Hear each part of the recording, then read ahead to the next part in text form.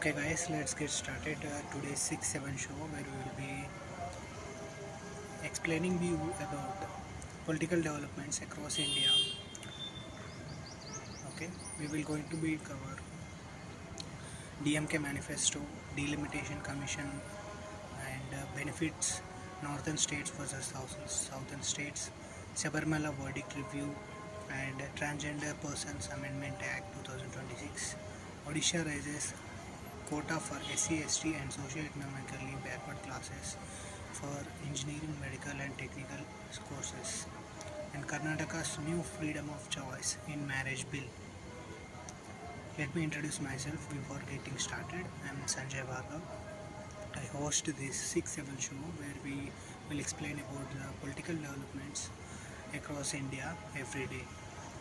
Let's start with the DMK's 2026 Tamil Nadu Assembly Election Manifesto, which is being pitched as the superstar of the polls with over 500 promises focused on welfare expansion, women's aid, housing, farmer support and healthcare. The party is banking on its social justice narrative and direct cash transfers to consolidate voter trust ahead of the April 23 vote. Key promises in the DMK Manifesto 2026. For women's welfare, a 2000 rupees per month under Magalir Urimai Thogai, up from rupees 1000, and it has been expanded support for the single women and widows also. And with regard to housing, construction of the 10 lakh houses for the poor. And with regard to farmers, minimum support price for the paddy raised to 4500 rupees per quintal, and subsidies for fertilizers and irrigation. With regard to healthcare, major updates to government hospitals, free essential medicines and diagnostic services. With regard to pensions and social security, higher pensions for senior citizens, differently abled and destitute, and it has expanded welfare coverage for marginalized groups. With regard to electricity and utilities, free power for small households and farmers. With regard to education and youth, scholarship for economically weaker students and skill development program for rural youth. Let's get into the next news, that PM Modi says all states will benefit from the proposed delimitation. But how do less populated states get justice? Let me give you clarity on the delimitation. First of all, let me explain you that what is the delimitation. Delimitation means redrawing the boundaries of the constituencies based on the latest population data. The goal is to ensure one person, one vote, one value, so that each MP or MLA represents roughly the same population, same number of people. Let's discuss the justice angle. How less populated states versus most populated states will get justice. Let's talk about the highly populated states like UP, Bihar. They argue that they deserve more seats because they have more people. For example, if one MP in Tamil Nadu represents 20 lakh people but one MP in UP represents 30 lakh, then UP voters feel underrepresented. Let's talk about the low population states like Kerala, Tamil Nadu and Himachal Pradesh. They worry that if seats are allocated purely by population, they will lose influence in the parliament. These states often performed well in population control like family planning, literacy, health. If they are punished with fewer seats, it feels unfair because they followed national policy while others didn't. Then how justice is balanced? And there are key parameters and that will be ensured to get justice for the low population states. First of all, weightage of the efforts in the population control. Less populated states are recognized for their success in controlling population growth. The idea is do not punish good performers. And second, balanced. To ensure the justice, we need to make sure balanced formula. seats are distributed by population, but adjustments or safeguards are added so smaller states don't lose all their voice. For example, a minimum seat guarantee or special representation rules. And third, national integration.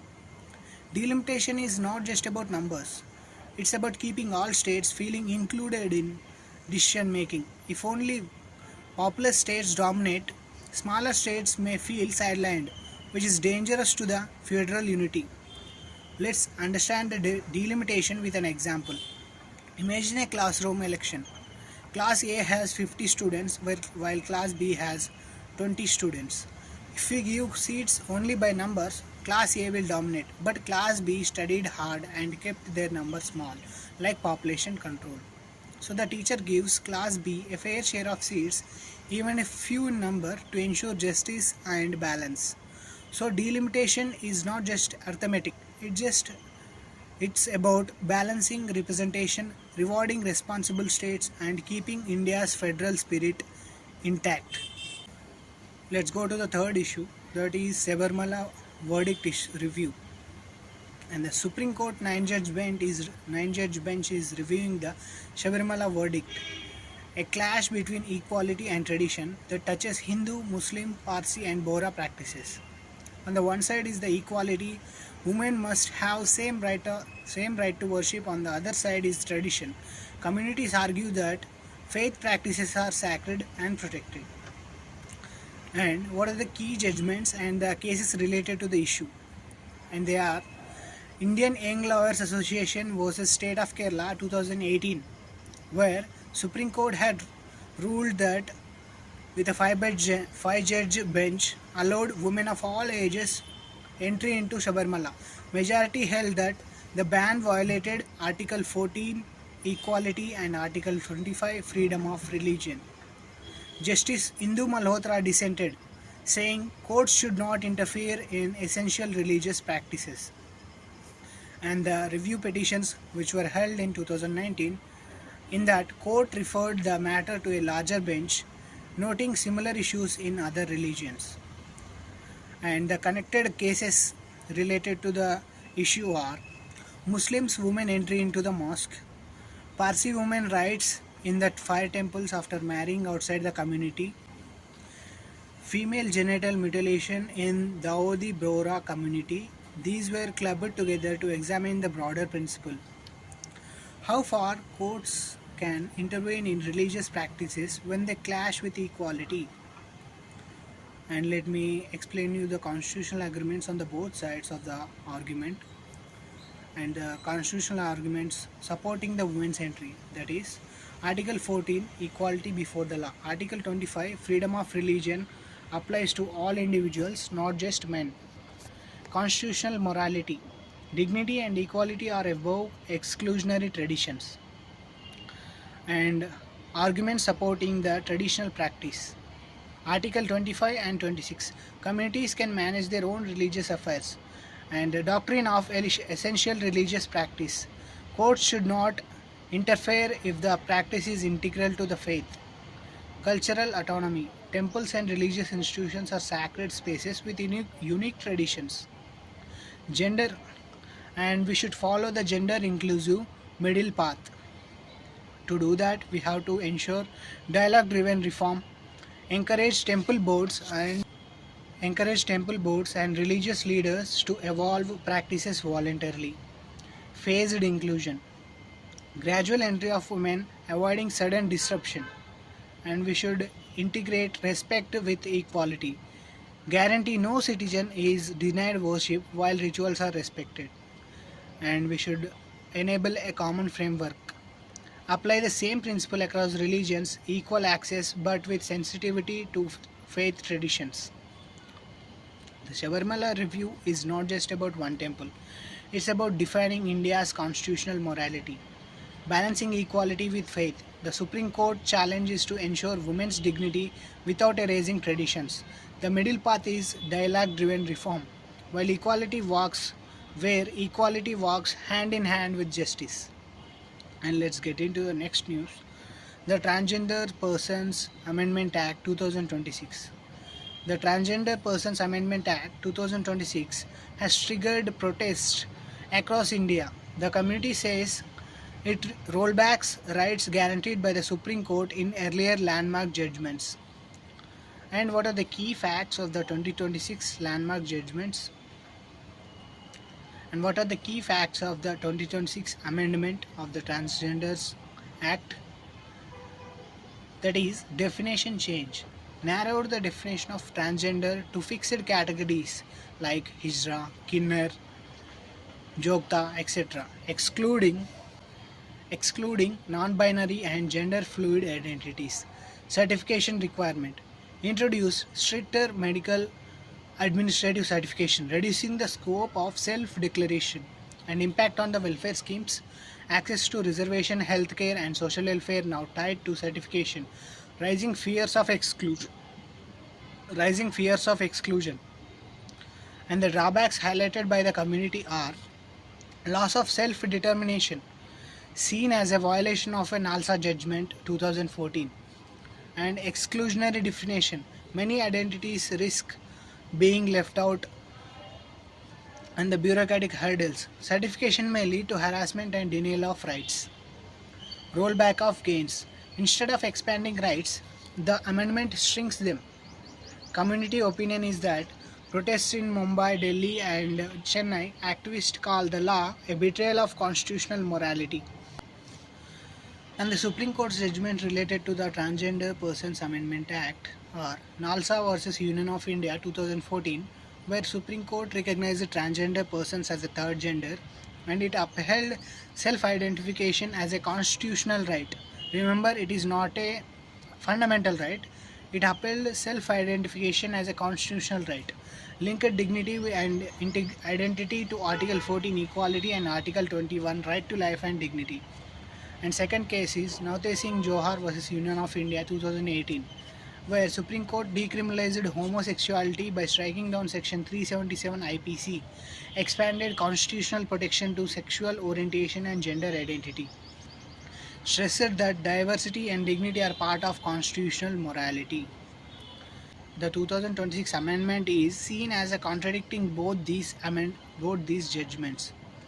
Activists like Lakshmi Narayan Tripathi and Jainab Patel have already filed petitions in the Supreme Court to stress that self-identification is a fundamental right, citing UN guidelines and Yogakarta principles supporting self-determination. The Transgenders Amendment Act 2026 is not just a legal change, it is a test of India's constitutional morality. The Supreme Court in NALSA and Navtej Johar upheld dignity, diversity and self-identification. The community now hopes the court will restore these rights, ensuring equality with justice. And let's talk about the Odisha CM. Odisha CM has raised the reservation quota for SC, ST and SEBC communities. That is, the Odisha CM Mohan Majhi has raised reservation quotas in higher education. The key facts of this reservation are SC quota increased from 12% to 22.5%, SC quota from 8% to 16.25%, and a new 11.25% quota introduced for socio-economic backward classes students. Reservation applies to medical engineering and other technical courses in the state universities and affiliated institutions. Let's analyze the impact of the development of all the classes. And the positive impact of these reservations are marginalized upliftment, more opportunities for SC, ST and OBC or SEBC students in professional education, social justice, helps bridge historical inequalities, diversity in classrooms, creates inclusive learning opportunities and environment. And what are the challenges included in this reservation? Merit versus reservation debate. General category students may feel reduced opportunities and the quality concerns. Expansion must be matched with better infrastructure and faculty to avoid dilution of standards. And economic balance. Need to ensure economically weaker sections in general category also get fair support. And the key suggestions for the balanced development are, from my side, expand total seats.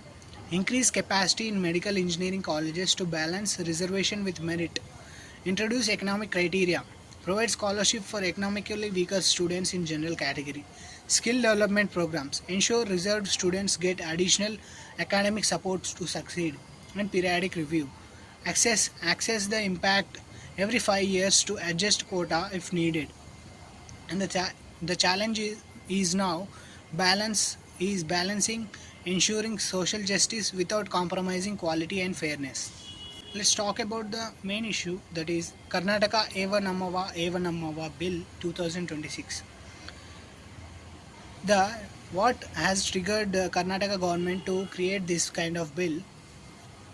The trigger event is that murder of 19-year-old Manya Patil in Dharwad, December 2025, Karnataka, for marrying outside the caste.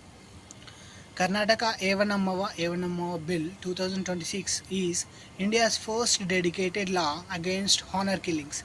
It affirms the absolute right of adults to choose their partners, criminalizes violence threats and social boycotts, and provides state-funded safe houses for couples. The bill is historic but also raises debates about social acceptance and enforcement. Let me explain you the key facts of the bill. And the official name of the bill is Freedom of Choice in Marriage and Prevention and Prohibition of Crimes in the Name of Honor and Tradition, Aanamawa Bill 2026. And the key provisions of the bill are: consent of the parents, clan or caste not required once two adults decide to marry. It criminalizes the honor crimes such as violence, harassment, threats, socio-economic boycotts, and rituals like titi, death ceremony for couples marrying outside the caste, and punishment, rigorous imprisonment up to 5 years for offenders, and the protection measures, swift police aid, district level Aanamawa Veedi safe houses, rehabilitation support. And the important constitutional angle is it supports the Article 21 right to life and liberty, protects individual freedom in marriage, support Article 14 equality, ensures clan or caste cannot override the personal choice, and it challenges Article 25 religious freedom. Some groups may argue traditions are being interfered with, and to ensure justice and the constitutional amendments are required. What are the drawbacks and the challenges of the Aanamawa Bill 2026? And first one is social resistance. Deep-rooted caste norms may lead to backlash against couples and enforcement agencies, and the implementation gap. Police and local officials may hesitate to act against powerful community leaders, and the limited awareness. Rural areas may not immediately accept the law, risking underreporting of crimes, potential misuse, concerns that false cases may be filed during family disputes, and suggestions from my side for upholding unity and integrity of India. First, awareness campaigns. Educate communities that the law protects dignity, not destroys traditions, and expand safe houses. Ensure couples across districts have access to protection. Judicial oversight. Fast track courts for honor crime acts cases to build trust, and community dialogue. Involve religious and caste leaders in sensitization programs, and national replication. Encourage other states to adopt similar laws, creating uniform framework. The challenge is to ensure awareness, enforcement, and unity so that India's diversity becomes its strength, not a cause for violence. And leaving you on that note, thank you for watching.